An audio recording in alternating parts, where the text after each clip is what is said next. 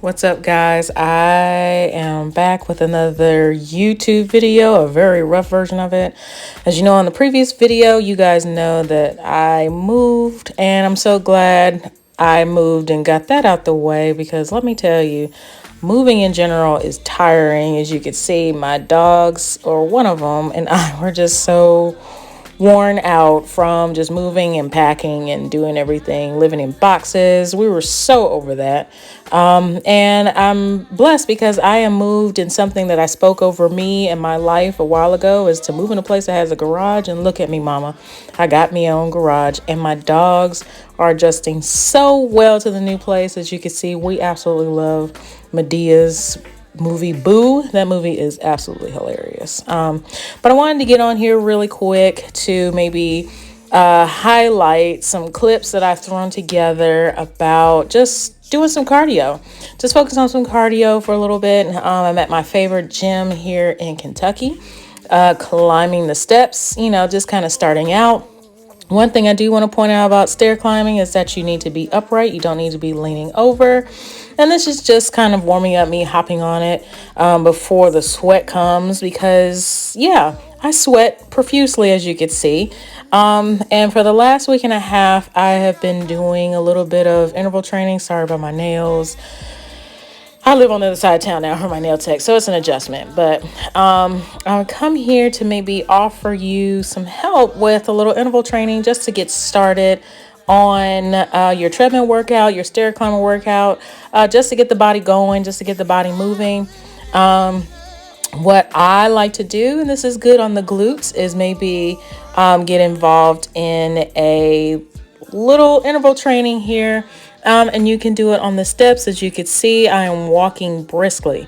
Now, before I started walking briskly, I did a 1 to 3 minute warm up. Of course, I stretched before all of this, but I just wanted to get a nice little warm up in first for about 1 to 3 minutes. And you could do it at a speed that is comfortable for you, but let it be a speed that gets the heart rate up. Once you've cleared that warm up, as you can see, I'm a little bit in the work phase, in the beginning work phase. I sweat pretty quickly and profusely. So in this work phase, and I like to hold on to the handlebars just to be safe because this is a treadmill and machines can always break and you don't know what's going to happen to the belt, and people are rough on the treadmill, so you don't know what is lurking beneath as far as accidents are concerned. So always make sure I'm holding on to the handlebar. Maybe you are prone to accidents, so there is no shame in taking the safety clip off and putting it on a loose article of clothing just to keep it attached to you, just in case there is, God forbid, an accident were to happen on the treadmill. You can hold on to the handlebars. It has a telemetry function on it. It will capture your kind of a rough estimate of your pulse, which gives you a good sense or a good idea of where your heart rate is located while you're doing the work. And as you can see, it is hard because I'm sweating pretty hard, right from my shoulders, right from my face. So really, I sweat from everywhere up. So weird. But as you can see, I'm on the work phase. Maybe you want to hang out here as far as the speed is concerned, 3.5, maybe up to 4.5. Just as long as it's not a run, not quite yet anyway, but it is a brisk walk. I have a little bit of an incline on here, and as I bring my incline down just a little bit, as I get ready for the run portion, the hard work portion. And this is after me not working out for a couple of weeks because I've had a lot go on for a few weeks. But this speed is at a 6. You could do a 6.5. I'm now at a 7. So when you gradually keep this going, you can improve your speed, you can improve your endurance, and that's the whole purpose of being able to do this, is to improve your cardiovascular endurance, to wake those muscles up, to improve the endurance of your muscles. Now I hop back on here again. I promise I hopped off just to get a sip of water. And you want to be able to have that interval ratio, that 1-to-1 ratio. I do have the rest in between the work and the hard session, but make sure your rest is not that long. Make sure your rest is short. And even your hard work session is a little bit challenging. But like I said, as you can see, I like to hold on to the handlebars just for the telemetry portion, but things happen. Sometimes your toes get toe tied or tired, whatever the case may be. So grab a hold and you can lift that incline up.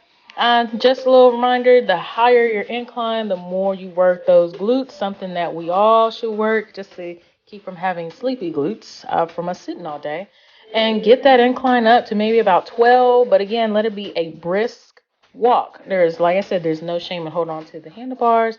Maybe if your treadmill allows you to get up past a 12 as far as incline is concerned, please do that.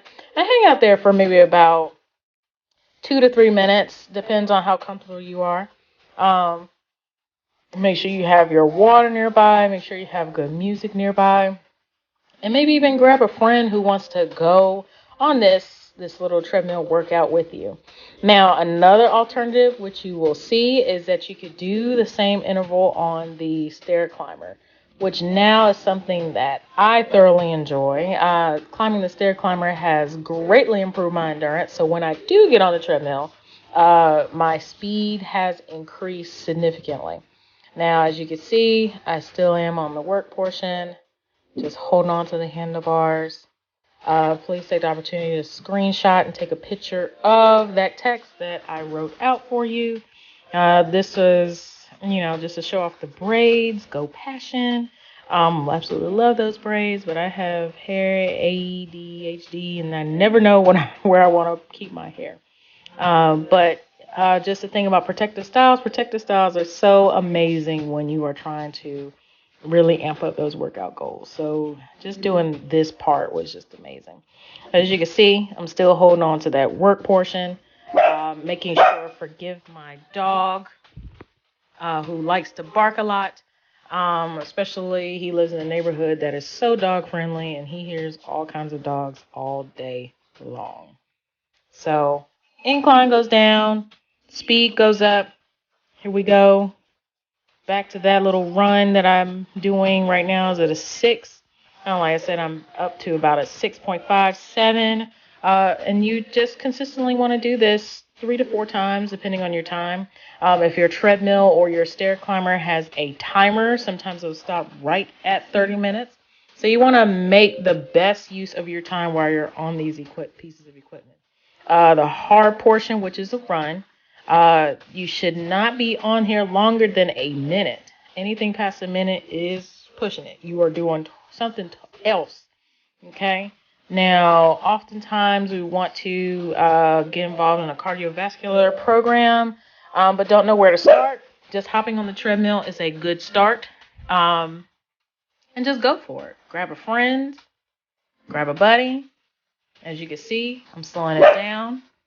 Sorry about my dog. He likes to bark a lot. He likes to communicate a lot. Slow it down. Let this be your recovery walk. Like I said, I always like to hold on to the handlebars just from a safety standpoint. But of course, you can improve your core. Not hold on to the handlebars. Maybe you want to sip your water here. Maybe you want to towel off. But like I said, let this rest be about a minute. As you can see, I stopped the treadmill because actually I was done here with this particular set and wanted to record. Now I'm on the stair climber, trying to look cute, and the hair is out of braids. But that stair interval that I was just talking about, you will see in a second that it is a finisher. Back to checking out my hair because I'm trying to tend to these curls, girl. And I have on my FBF 2-piece that I love. And this is what happens when you are cranking out this stair interval. It's a beast.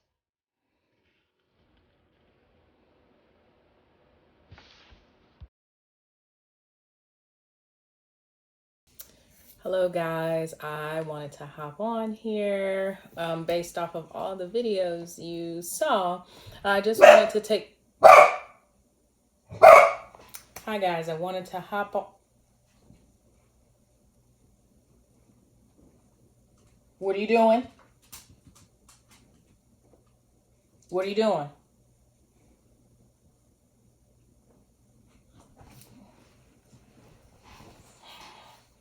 Clearly somebody wanted to see what was going on. This is Xander.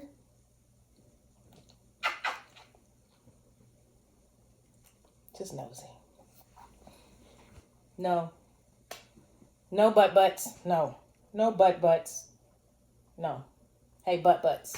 You want to go in the crate, butt butts? Look. You about to go in the crate, butt butts. No, you can't have. No, you can't have my espresso. All right, you guys, what's going on? Wanted to hop on here a little bit to talk to you about the reason why some of us just need a good jump start, a good boost to start about the hair.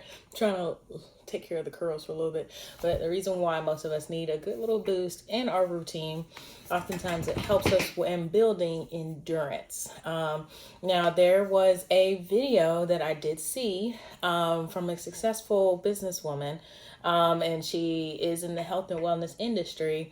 And she probably stirred up some, or ruffled up some feathers for some people when she said to, some of you guys don't need trainers, stop paying these trainers. What you need is, she mentioned something about energy, movement and cardio for at least 30 minutes a day.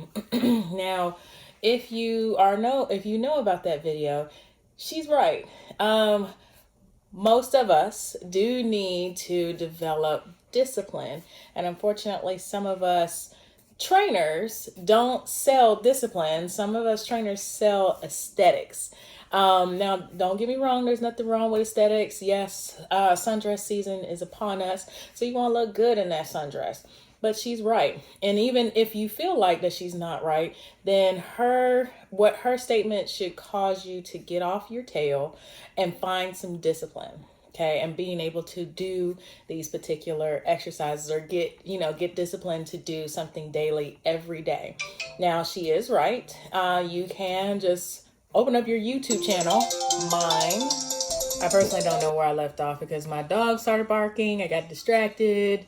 It is my birthday, so I have been getting a lot of text messages, and I got hungry. So that's what happens when you had a full cup of your free birthday espresso. But anyway, what I was saying is that there was a very successful, beautiful billionaire. We're going to call it what it is because she is billionaire status, okay?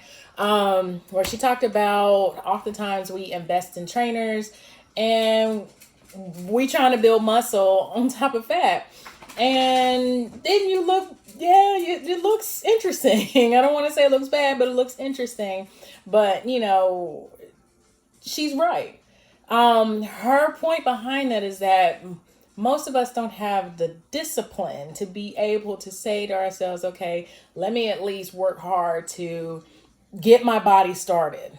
Okay. Oftentimes, most of us need that jump start.